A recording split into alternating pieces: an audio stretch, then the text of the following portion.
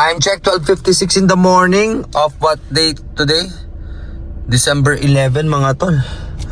810 kilometers na tayo on the road. So susundin natin si Mrs. Let's go. 103, nasundo na natin si Mrs. Papa John's. Pamalengke kami ni Mrs. Yan kami ni asawa. All in city center 24 hours. Asawa, I love you. Yun eh. Palengke mode. Gaganda ng gulay nila dito pare. Fresh dito pre. Ayun o talaga o. Ayun o. Fresh. Check. Time check. 2:05. Ala-aylat. Menu nila o. Charcoal grill fish kami pare. Sa ala-aylats. Freebies bro. Sarap oh. Burger tapos pickles. Sarap yung yogurt nila, sama? Too much food. Uy, dami ito. Spicy ito. Tapos ito, ano lang, normal. Guys, oh, thank you. Tingnan nyo naman. Isang order lang to. Share plates na, oh. Banges. 3:30 a.m. mga tol. Nasa Adnok tayo. Nagpapagas tayo. Magkano yan? 94 dirhams, 94.7. Yeah, 94. 80. Yeah, okay na yan. 95. 12:53. December 11. Kaagising-gising lang natin. Tingnan nyo naman, nasa itsura ko pa, pre. May nag-text sa akin sa, sa cash daw. Magbayad na raw ako ng utang, kundi magliligal-ligal daw sila. Utot nyo! Mga utot! Sino nila ako nyo? Ulul! 142. Naganda tayo ni Mrs. ng pakainin natin. Kain na muna tayo. Time check, 2:03, 831 kilometers. Pasok na tayo. Day! Ay, Brad! Brad! Matagsusulo ka, Brad! Sa ulo mo, pre? Kawawa ka naman, pre. Bakit? May sakit ka na rin? Ha?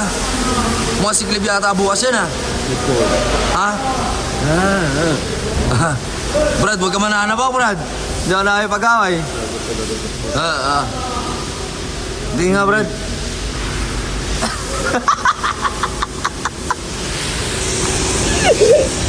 So, ayun, Brad natin, guys. Ganyan ba magkasakit ng mga tigasin, Brad? Galit. Brad, namiss ka na mga viewers, Brad. Hindi mo yun sila papatiin, Brad. Patingin mo naman sila, Brad. Patingin mo naman.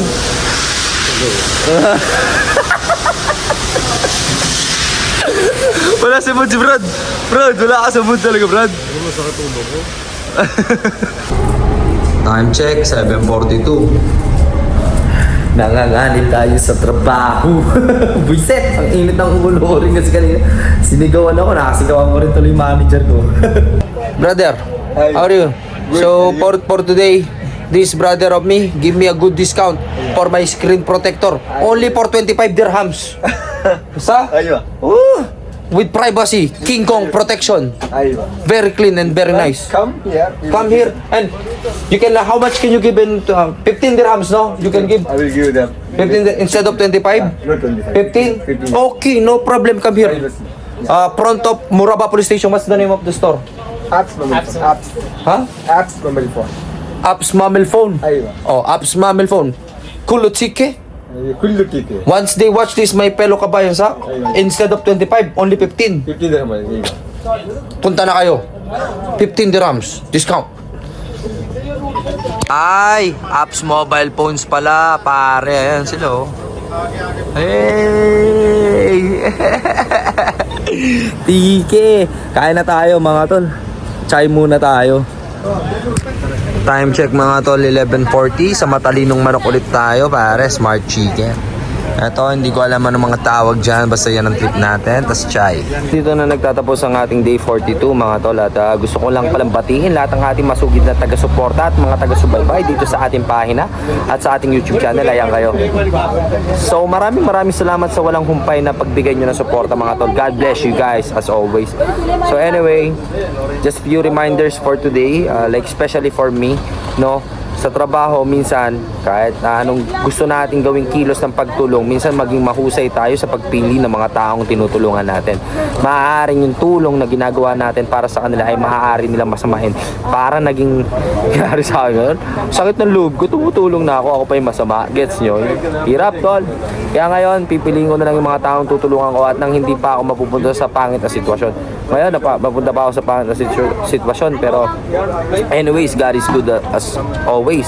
Sa akin, magdadasal na ako, whatever it is, I will just let it slip. At bahala sila kung paano nila inusgahan yung sitwasyon na aking napuntahan ngayon sa oras na to. Kasi ako, mahilig ako tumulong, lalo na sa trabaho kasi mahal ko yung trabaho ko. As in, very passionate ako ngayon sa pagiging salesman ko. Well, anyway, yun lang. Mag-ingat kayo palagi sa lahat ng mga hustling na tatay. Shoutout sa inyo. Pag-igihin nyo sa buhay at magsumikap kayo. Kung pagod kayo sa mga tatay na katulad ko, huwag nyo kakalimutan na may mga binubuhay tayo at may pinapangarap tayong kailangan nating mahatim para sa ating pamilya at sa ating mga pangarap sa buhay. Ayan.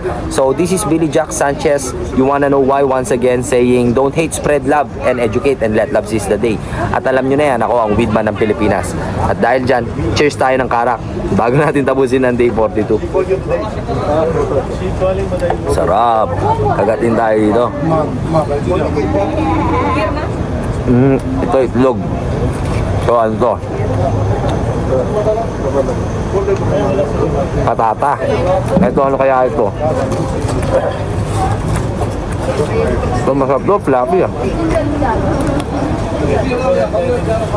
Ay vegetable. Hap. So yun lang. Peace out sa inyo. Thank you for watching my day 42 daily vlog and see you on my next vlog. Peace out. Ingat kayo palagi.